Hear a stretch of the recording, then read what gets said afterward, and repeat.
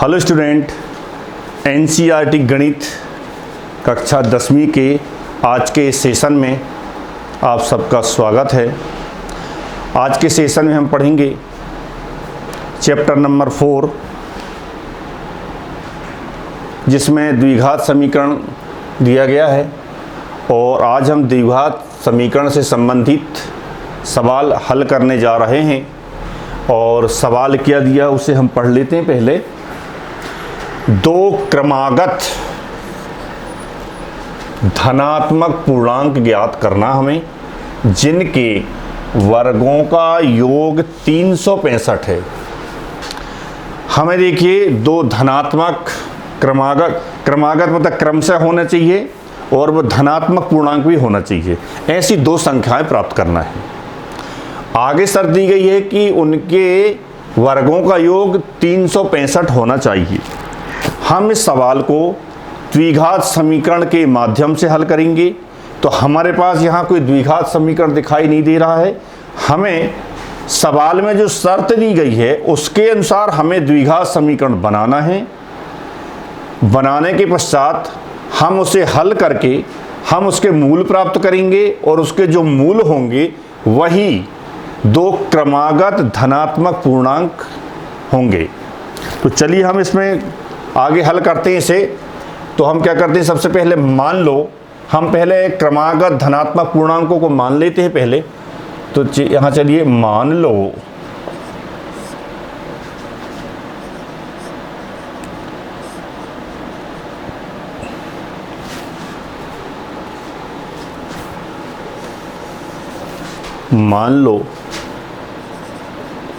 दो क्रमागत धनात्मक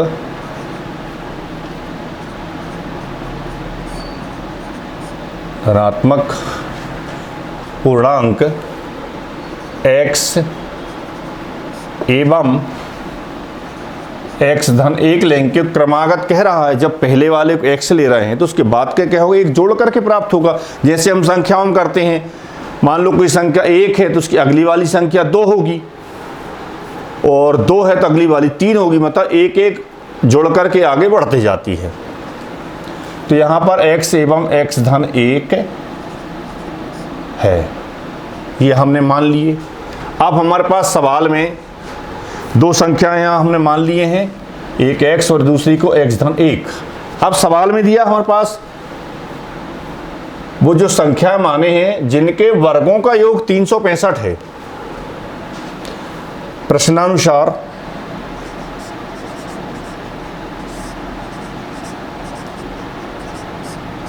प्रश्न में क्या दिया है कि दोनों संख्याओं के वर्ग करके उनका योग करेंगे। पहली संख्या क्या है, x है, इसका वर्ग करेंगे, प्लस दूसरी संख्या क्या है, x धन 1 है, इसका भी वर्ग करेंगे। जिनके वर्गों का योग वर्ग करके योग करना वो किसके बराबर है, वो 365 के बराबर है। ये हमारा प्रश्न में शर्त दी गई है। तो चलिए हम अब इसको हल करते हैं आगे। x की घात 2 का तो x की घात 2 ही रहेगा, धन x धन 1 होल स्क्वायर दिया है। इसको हम एक सर्वसमीका से ओपन करेंगे। सर्वसमीका हमारी होगी a plus B whole square वाली। ये सर्वसमीका खोलेंगे, चूंकि a plus B whole square बराबर क्या होता, a वर्ग धन b वर्ग धन 2ab। ये हमारी सर्वसमीका होती है। तो सर्वसमीका के हिसाब से खोलेंगे। देखिए यहाँ a प्लस बी है तो यहाँ पर x धन 1 है, a की जगह x है और b की जगह 1 है। अब हमें इस रूप में लिखना है इसे। तो देखिए लिखते हैं हम a का वर्ग तो x का वर्ग धन b का वर्ग मतलब 1 का वर्ग धन 2 गुणित a मतलब x इंटू b मतलब 1 बराबर यहाँ पर 365 है। देखिए आगे यहाँ पर x की घात 2 धन x की घात 2 धन यहाँ पर 1 आ गया धन 2x, और हम इस 365 को कर लेंगे पक्षांतर। ये हो जाएगा ऋण 365 बराबर आ जाएगा 0। अब देखिए हमें यहाँ पर x की घात 2 x की घात 2 जोड़ जाएंगे, ये हो जाएगा 2x की घात 2 धन यहाँ पर 2x को लिखते हैं पहले, फिर यहाँ देखिए 301 में से 365 को घटाएंगे हम तो आएगा चिन्ह ऋण का आएगा और ये आएगा 364 बराबर 0 हो जाएगा। अब हम क्या करेंगे, दोनों पक्षों में 2 का भाग दे देंगे तो समीकरण थोड़ा सा और छोटा हो जाएगा, संख्याएं छोटी दिखने लगेंगी, थोड़ा सरल हो जाएगी, तो हमें आगे करने में सहूलियत होगी। तो देखिए यहाँ करते हैं हम 2 का भाग देते हैं तो x की घात 2 धन x ऋण 2 एकम 2 2 अट्ठे 16 2 दूनी 4 बराबर 0। यहाँ आप लिख दें जिसमें आपको ध्यान रहेगा कि ये कैसे आ गया, लिख दो यहाँ पर दोनों पक्षों में 2 का भाग देने पर, दोनों पक्षों में क्या किया हमने 2 का भाग दे दिए हैं तो ये प्राप्त हो गया। अब देखिए हमें यहाँ पर द्विघात समीकरण प्राप्त हो चुका है। जब द्विघात समीकरण प्राप्त हो गया है इसे हम गुणनखंड विधि से इसके हमें 2 मूल प्राप्त कर लेंगे और वही मूल जो होगा वो धनात्मक पूर्णांक होंगे। चलिए आगे करते हैं हम। हमारे पास नियम है गुणनखंड विधि से द्विघात समीकरण के मूल प्राप्त करने का कि हम जो 3 पद दिए गए हैं द्विघात समीकरण के, इसे हम 4 पदों में तोड़ लेते हैं। तो 4 पद में तोड़ने के लिए क्या करेंगे, हम मध्य पद को 2 भागों में तोड़ेंगे। तो देखिए यहाँ पर x की घात 2 धन, यहाँ x के गुणा में 1 है तो उसके लिए हम ये कोष्टक में जगह बनाते हैं इसके लिए, और गुणा में x है तो ये x आ जाएगा, ऋण की जगह ऋण 182 बराबर 0। अब देखिए यहाँ जो अचर पद का जो चिन्ह है उसको हम बीच में लिखते हैं। इससे ये क्लियर हो जाता है कि हम कोई संख्या में से कोई दूसरी संख्या को घटाएंगे और यहाँ पर 1 आ जाना चाहिए। तो अब हम 2 ऐसी संख्याएं प्राप्त करेंगे यहाँ पर कि उन दोनों का गुणनफल किसके बराबर आना चाहिए।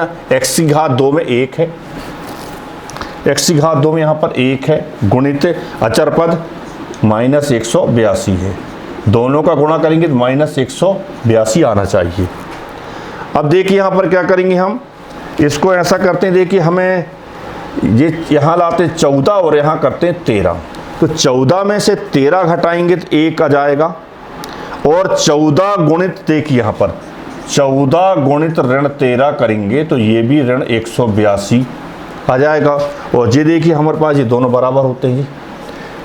इसको तोड़ने का ऐसा नियम होता है, आगे देखेंगे इसको।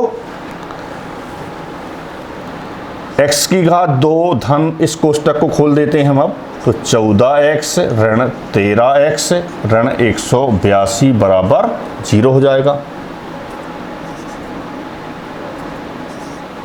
ठीक है।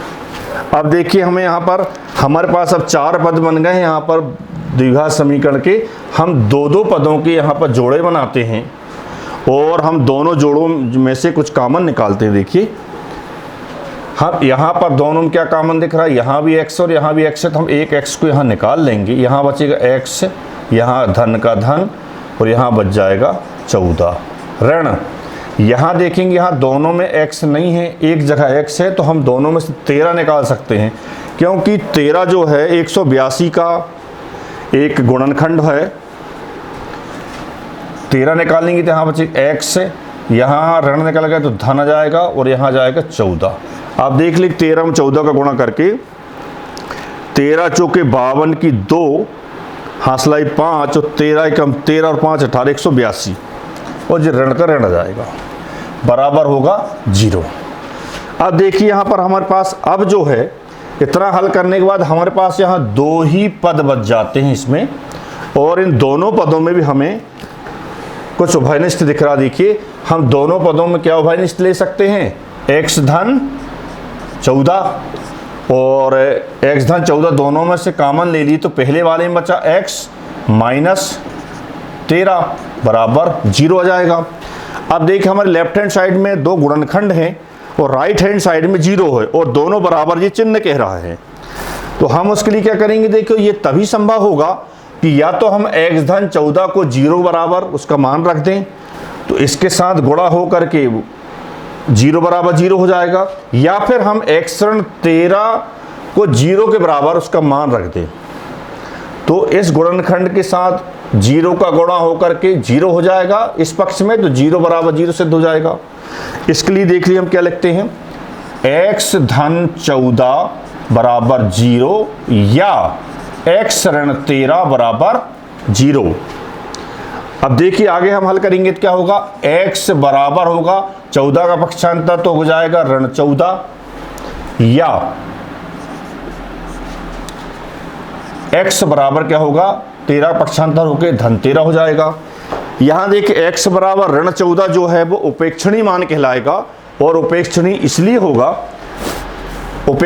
होगा कि हमें जो है यहां पर धनात्मक पूर्णांक निकालना है, और ये जो है 14 जो है यहां पर ऋणात्मक है, पूर्णांक है परंतु ऋणात्मक है, और हमें ऋणात्मक मान नहीं चाहिए, इसलिए ये उपेक्षणीय होगा। यहां उपेक्षणीय लिख देते हैं,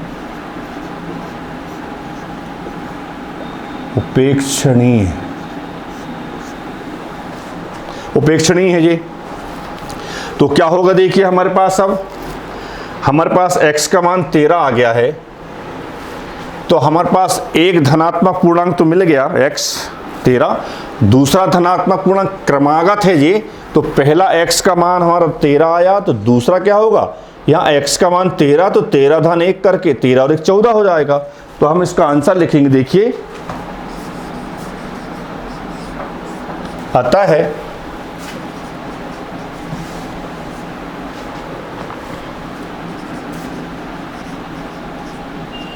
अभीष्ट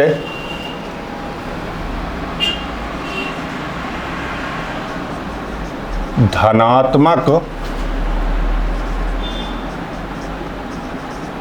पूर्णांक जो होगा वो क्या होगा, 13 एवं 14 है, और यही हमारे इस सवाल का उत्तर है। Thank you.